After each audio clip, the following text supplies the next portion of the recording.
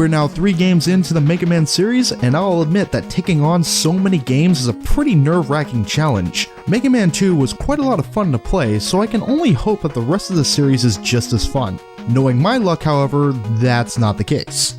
Luckily, the game we're looking at today happens to be one of the first Mega Man games I've played. Even though I didn't get that far into Mega Man 3 on my first attempt, this review will give me an excuse to finish it, and I'm really looking forward to seeing what this game has to offer.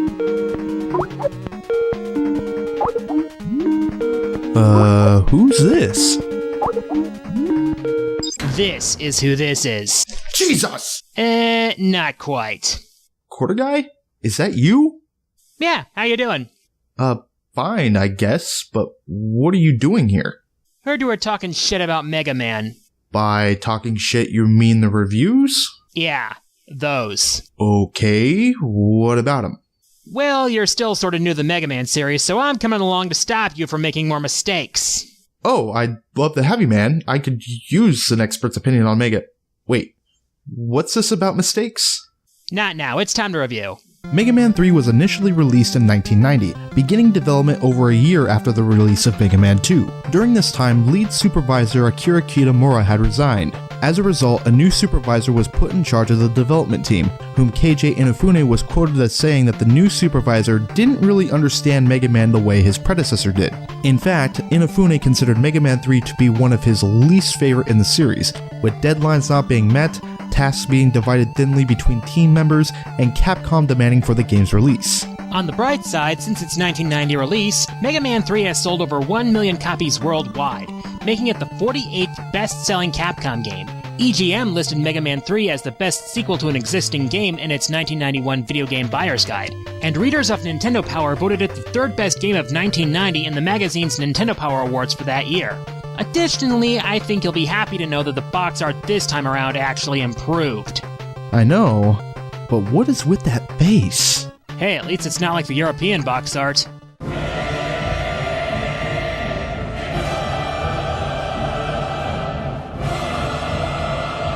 It's the eyes, isn't it? The fuck is up with those eyes? Our story starts with Dr. Light somehow teaming up with the reformed Dr. Wily in an effort to make a peacekeeping robot called Gamma. Unfortunately, 8 mining robot masters go nuts, it happens, and make off with Gamma's power crystals. So now it's up to Mega Man to once again slap the hell out of the robots and save the day, but this time with his new companion, a robotic dog named Rush. During the journey, they encounter the mysterious Breakman, who shows up in several places just to show off his incredible skill at wasting your time. Seriously, this guy takes the whole jump and shoot man thing way too seriously.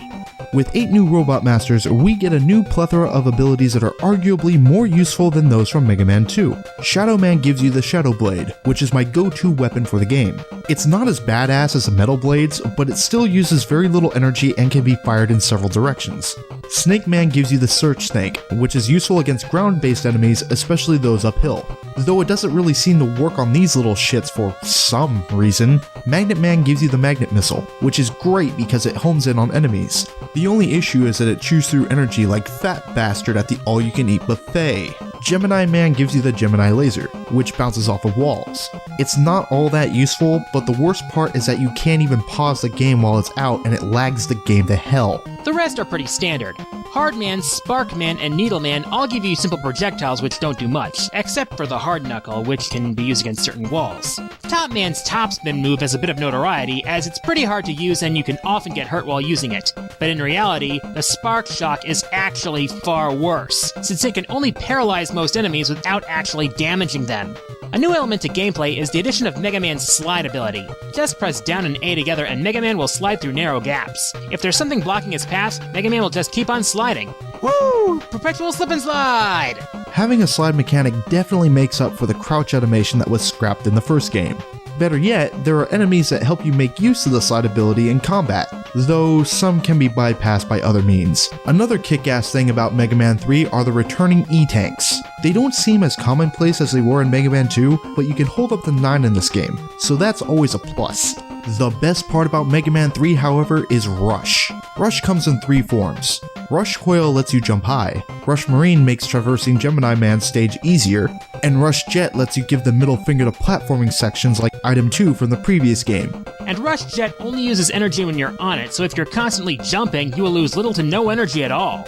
Indeed, Rush Jet is useful for just about all platforming sections, and you'll need it because this game loves to throw enemies at you when you're near bottomless pits. In fact, just about everything in this game is harder. Robot Masters are harder, health and enemy drops tend to be smaller, and... You okay, dude? Relax. It's about to get a lot worse. What do you mean? Ah, shit. Yep, Doc Robot. After defeating the final Robot Master, Doc Robot appears in Sparkman, Needleman, Gemini Man, and Shadow Man stages. These stages get a slight makeover and make you fight Doc Robot twice each stage, where he takes on programming from the Robot Masters in Mega Man 2. And this is bullshit for several reasons. Doc Robot himself is quite large, so dodging him is like pulling teeth, especially if he's copying Quickman. Second, the only checkpoint in these stages is right after defeating the first Doc Robot, so if you die, you are set back to the beginning of the stage or right after the first Doc Robot fight. Third, with the Robot Masters from Mega Man 2, there is a whole new weakness chain, and there's not even a hint to what the Doc Robot's weaknesses are unless it's by trial and error. And with E-Tanks being slightly harder to find, it's a good idea to stock up on them however you can so you can more comfortably defeat this asshole. After the last Doc Robot is defeated, we have one last match with Breakman, who still doesn't provide us with a challenge. Why the fuck is this guy here again? Doesn't matter, because as we played around with Breakman, Dr. Wily, surprise surprise, made out with Gamma. Son of a bitch. So it looks like we're going to slap around Dr. Wily again while we're at it.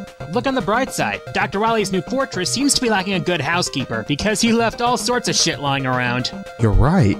Extra lives, health, energy, and even E-Tanks. I think Berta just had enough of taking care of the old bastard. Now, if you ladies will excuse me, I have 3 buses to catch. The bosses are pathetically easy too. Even the returning Yellow Devil, which I'd normally lose my shit over, but it's really not that bad. Dr. Wily himself isn't that hard either, especially if you use Rush Jet to hit him. But sadly, that isn't the real Dr. Wily, as the real one flies in using Gamma to stop Mega Man. Just give him a good topspin and be on your way.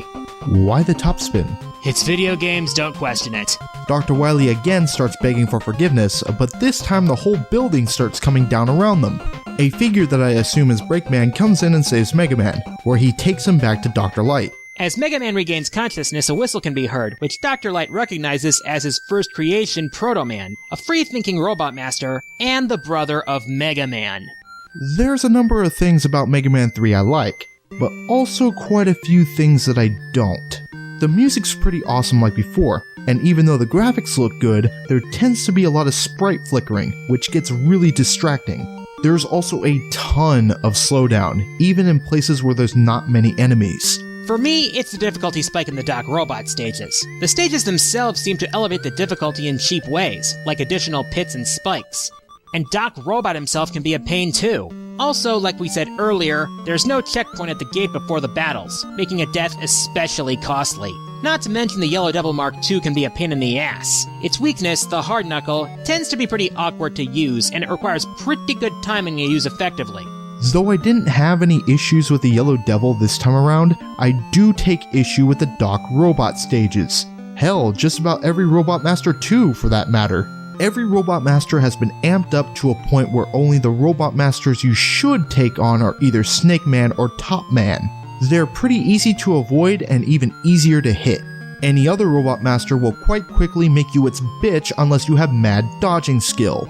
And my main problem with the stages comes from slowdown and enemy placement, because enemies tend to ambush you near bottomless pits if you act too quickly. Another thing you can do if you really hate the Doc Robot stages is to complete the Robot Masters normally, then enter a password to skip the Doc Robot stages. Just a little tip for you.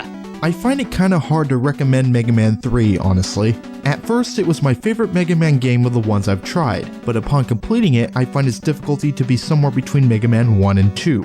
It does a few things great like the addition of sliding and rush, but the difficulty spike and the unnecessary padding leaves only a small amount of wiggle room.